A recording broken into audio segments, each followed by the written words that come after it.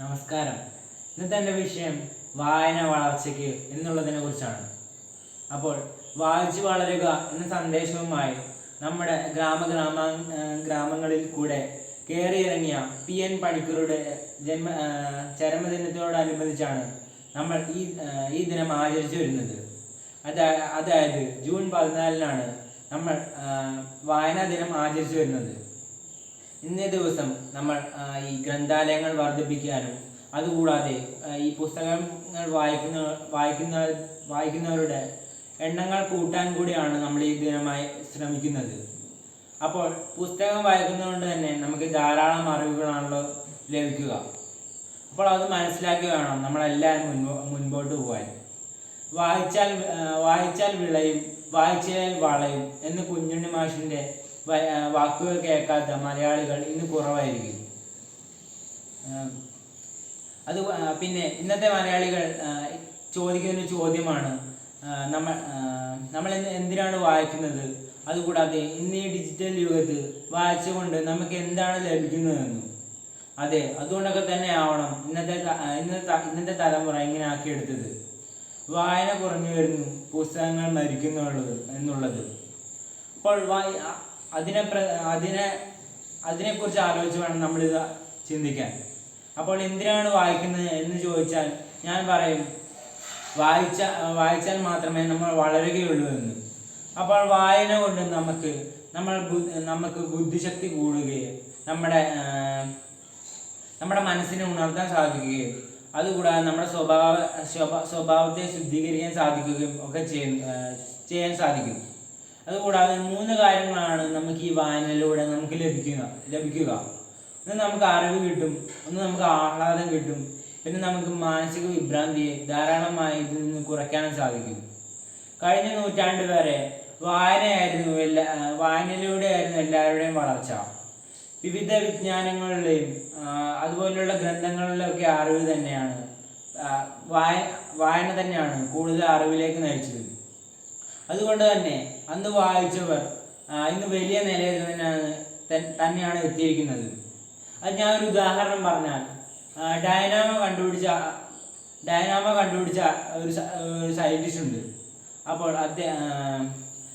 അദ്ദേഹം ഒരു കൃഷിക്കാരൻ്റെ മകനായിരുന്നു.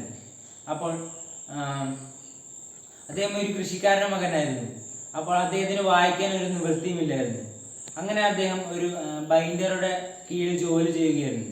അപ്പോൾ ബൈൻഡ് ചെയ്യാൻ കിട്ടിയിരിക്കുന്ന പുസ്തകങ്ങളെല്ലാം വായിച്ചു തന്നെയായിരുന്നു അദ്ദേഹം ഇത്രയും വലിയ സയൻറ്റിസ്റ്റ് ആയത്. അപ്പോൾ നമുക്ക് ബുക്ക് കുറേ വായിക്കുകയാണെങ്കിൽ നമുക്ക് എത്ര വലിയ ആൾ വേണമെങ്കിലും ആവാം എന്നാണ് നമുക്ക് ഇതിൽ നിന്ന് മനസ്സിലാക്കാൻ സാധിക്കുക. അതുകൂടാതെ പിന്നെയും ധാരാളം ഉദാഹരണങ്ങൾ നമുക്ക് ഇതിൽ നിന്ന് മനസ്സിലാക്കാൻ സാധിക്കും. പിന്നെ അതുകൂടാതെ കുറേ ആൾക്കാർ ഇങ്ങനെ തന്നെയാണ് വളർന്നിട്ടുള്ളത്. ഈ പുസ്തകങ്ങൾ വായിച്ച് തന്നെയാണ് കുറേ ആൾക്കാർ വളർന്നിട്ടുള്ളത്.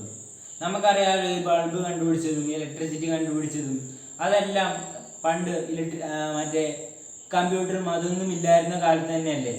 അപ്പോൾ ഇതൊക്കെ ചിന്തിച്ചും വായിച്ചും എല്ലായിടത്തും നിന്നും എഴുതിയൊക്കെയാണ് ഇതൊക്കെ ശേഖരിച്ചു വെച്ചാണ് നമ്മൾ സയൻറ്റിസ്റ്റുകൾ കണ്ടുപിടിച്ചത്. അപ്പോൾ വായനയിലൂടെ നമുക്ക് എന്തെല്ലാം കണ്ടുപിടിക്കാമെന്ന് ഇതിൽ നിന്ന് മനസ്സിലാക്കാൻ സാധിക്കുമല്ലോ. പിന്നെ ഇന്നത്തെ കാലത്ത് വായന കുറഞ്ഞുകൊണ്ട് തന്നെ നമ്മുടെ സർക്കാരും സന്നദ്ധ സംഘടനകളും, അതായത് ലൈബ്രറി കൗൺസിൽ അതുപോലുള്ള സംഘടനകൾ ഇന്ന് പലതരം പരിപാടികൾ രൂപീകരിക്കുന്നുണ്ട്. അപ്പോൾ അതിലൊന്ന് മാത്രമാണ് വായനാ വസന്തം എന്നുള്ളത്.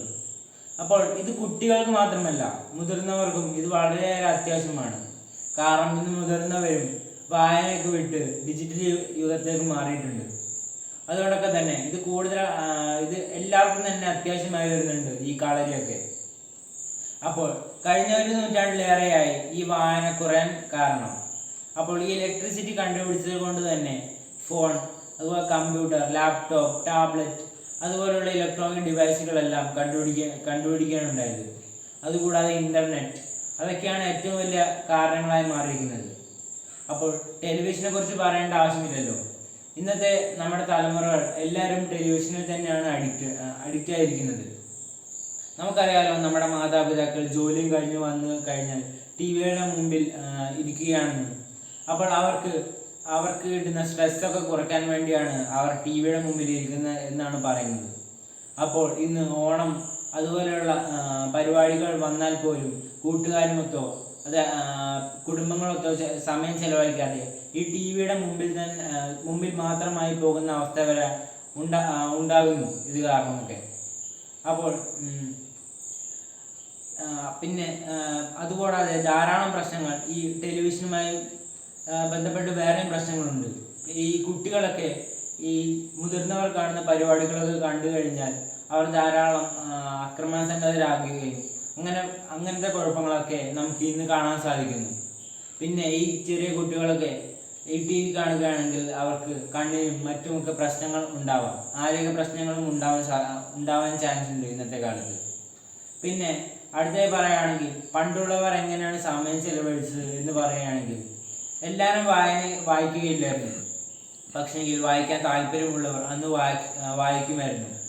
അതുകൂടാതെ കൂടുതൽ അറിവൊന്നുമില്ലാത്തവർ, അതായത് വായിക്കാൻ അറിയാത്തവരൊക്കെ അങ്ങോട്ടും ഇങ്ങോട്ടൊക്കെ അലഞ്ഞ് സംസാരിച്ചുമൊക്കെ സമയം കളയുകയാണ് ഉണ്ടായത്. അപ്പോൾ അന്ന് വായിച്ചവരൊക്കെ ഇന്ന് വലിയ നിലയിൽ തന്നെ എത്തിയിരിക്കുന്നു എന്ന് നമുക്ക് ഉറപ്പിച്ച് പറയാൻ സാധിക്കുമല്ലോ. അപ്പോൾ എന്തൊക്കെ പറഞ്ഞാലും വായിച്ചാൽ മാത്രമേ നമുക്ക് ബുദ്ധിശക്തി വർദ്ധിക്കാൻ സാധിക്കുകയുള്ളൂ. പിന്നെ വേറൊരു കാര്യം പറയുകയാണെങ്കിൽ ഇന്ന് ഇൻ്റർനെറ്റ് വന്നതുകൊണ്ട് തന്നെ നമുക്ക് എന്ത് വേണമെങ്കിലും എപ്പം വേണമെങ്കിലും നമുക്ക് ഏത് സമയത്ത് വേണമെങ്കിലും നമുക്ക് അത് നോക്കാൻ സാധിക്കും.